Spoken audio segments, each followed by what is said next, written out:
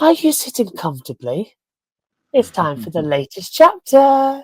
FIA Pandemanium. Here we go. Once again, the FIA President, Mohammed Ben Sulayem, has fired another key member as he continues to reshape the FIA during a re-election year. This time, Sara Mariani was let go. She served as the FIA's head of sustainability, diversity and inclusion. Now, according to Andrew Benson from BBC Sport, her role was eliminated after an internal restructuring that split her responsibilities across two different other existing departments. Sulayem moved sustainability to the Secretary General of Mobility, while diversity and inclusion will go to human resources. However, Sarah put this statement out. There is life outside the FIA, a life where talent and dedication are rewarded, where women in leadership positions can thrive, feel valued and respected. Interesting enough, as well, Benson says that the FIA Senior Human Resources Director, who is Alessandra Mulhame, as well, said that the FIA is committed to advancing opportunities for women within the organisation and across mobility and motorsport, and are proud that 32% of our workforce are women in a male-dominated industry. They've been reading my article I wrote for the Grimsby Telegraph in 2013. That's exactly what it was called. He added that an FIA spokesperson added that nearly 100 women working for the FIA, 47% of them hold senior positions. The link to this article is in the video description below and graphic courtesy of Autosport. Maybe there would be more if he didn't sack 3 of them who were in such high positions. That one of them was the FG race director who didn't even get to direct a race. Oh, yes. Ladies and gentlemen, boys and girls, we are now up to 26 people who have been fired in the FIA. 26. Let that just came in. That is 26. 26. What the hell is going on? Kobe, what did you make of Sarah's comments following her departure from the FIA? Well, Josh, it seems like there's a lot of things going on behind the scenes. Obviously, there are probably a lot more to the story, than what we've seen so far. But always, when someone's making comments like this, to put it back on the screen real quick, it's always, concerning when she's saying that, that about talking about life outside the FIA, where your talent and dedication can be rewarded. But the part, in red, that Autosport, wonderfully highlighted, where women can in leadership positions can thrive, feel valued and respected. It makes me wonder, like, what's going on at the FIA right now where women can't feel, valued, respected, or thrive in leadership positions. And it's really, the reputation that Mohammed Ben Sulayem has, had since he's been the president of the FIA. He's been in trouble, for making misogynistic comments and all of that.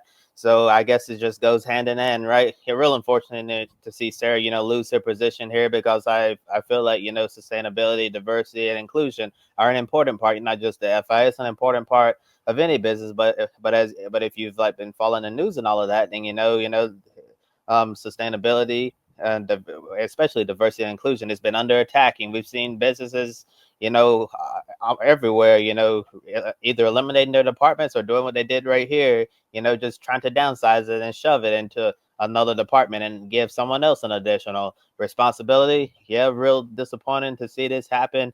And Josh, if we know anything, this is not the last departure from the FIA, because we'll be talking about another departure next week, the week after that, next month, next 2 months, or by the end of the year, because Mohammed Ben Sulayem, if he gets another term come this December, he's probably going to end up letting a lot more people go. Yes, the latest chapter in the fiasco FIA SCO. Yeah, Kobe, you're right. Those comments are pointed, aren't they, about women thriving to do more and perhaps not getting the opportunities to. And we've talked endlessly in this sport over the last 5, 6, 7 years about sustainability and all that kind of thing. And it looks like that's being shuffled around on the good ship called the FIA. It's probably been pushed off the side straight into the water by the sound of things, that department.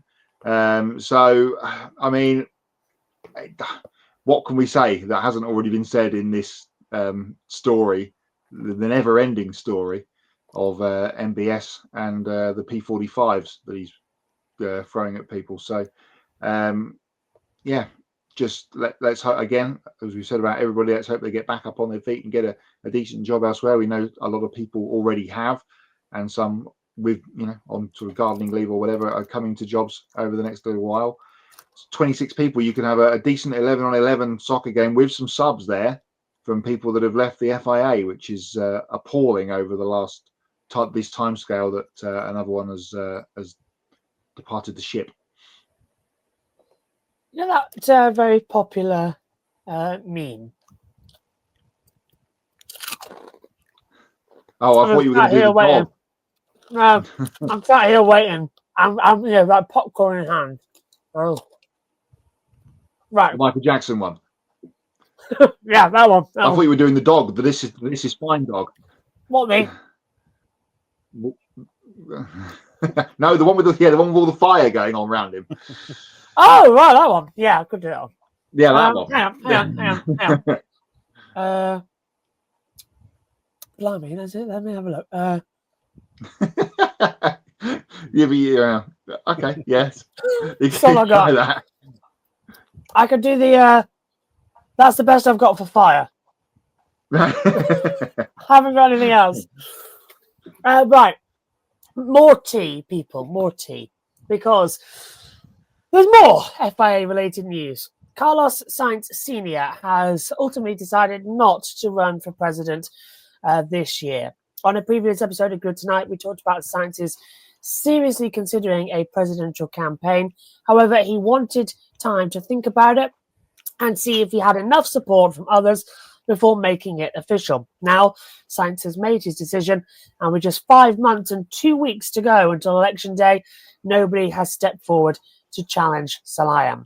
Carlos Sainz, however, this is Carlos Sainz Sr., of course, said this: "Hi everyone, this message is to publicly confirm that I have finally decided not to run for the presidency of the FIA in this year's election. I have worked hard these past months to understand in depth the situation at the FIA and the demands and complexities that come with such an important project.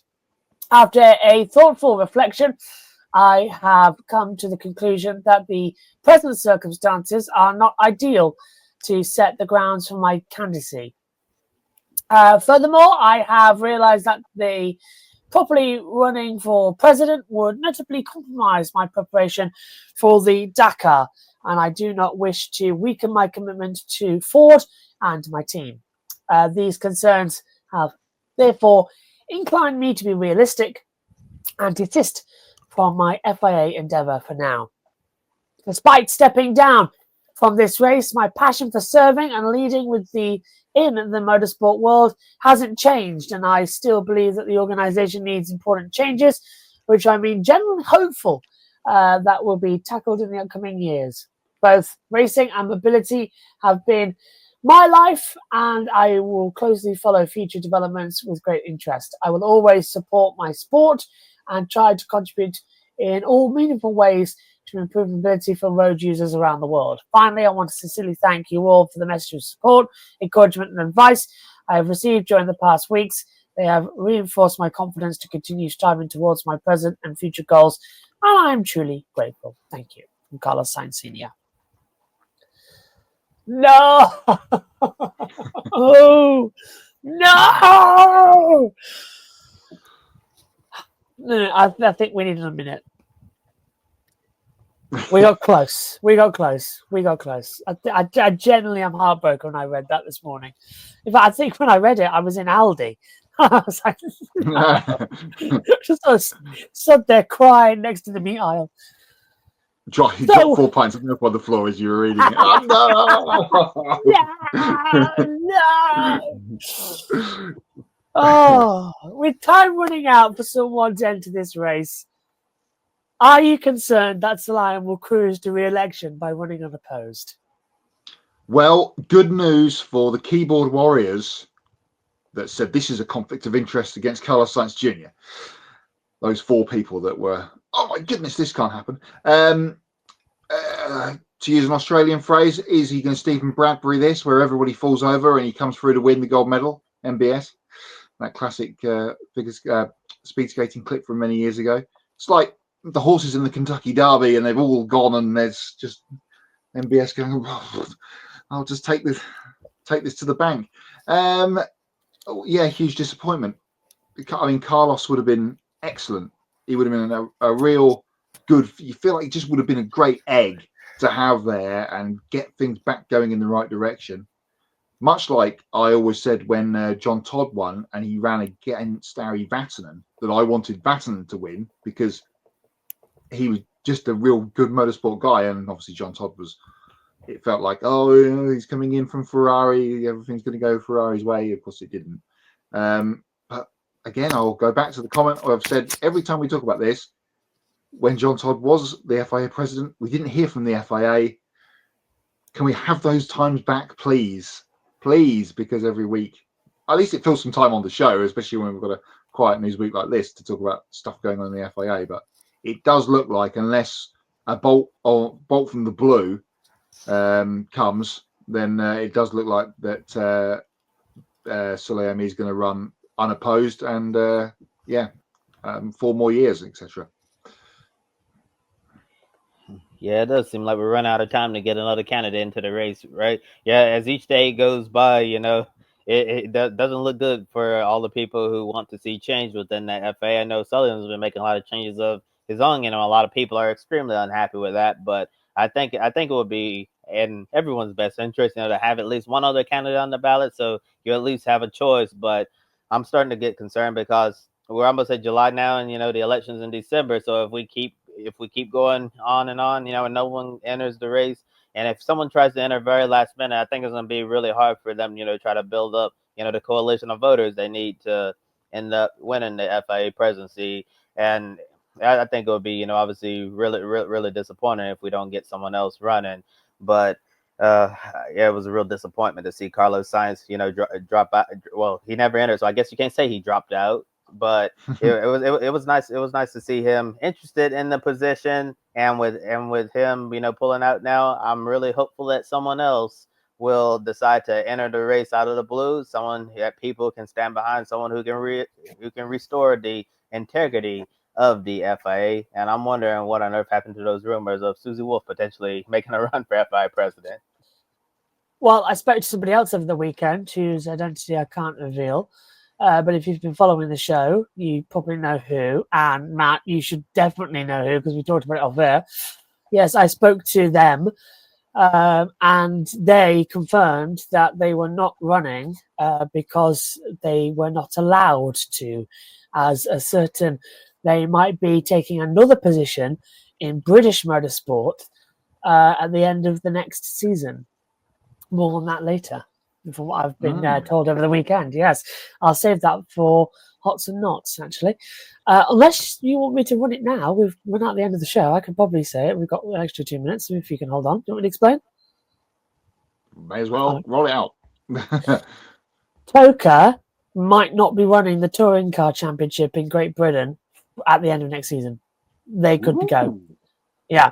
So Motorsport UK could be an option to take over. And if that happens, the current head of the Motorsport UK would then become where Alan Gower is now. So, yeah. Okay. So that is what's happening. So I don't know where Alan Gower's going to go, but I should have actually asked Alan Gower over the weekend. I spoke to him a couple of times if he should be FIA president. He'd be a good FIA president, actually, Alan Gower. But the other one, who I can't mention, has confirmed he's not running for the FIA president because there's uncertainty around what's happening with Toka. And there's uncertainty also happening around ITV because their contract's up at the end of the year, end of next year for touring cars, and they haven't re-signed yet. So everything for touring cars is completely up in the air post 2026. So, yeah, that's why we haven't heard from somebody else who should have put their name in the ballot and hasn't.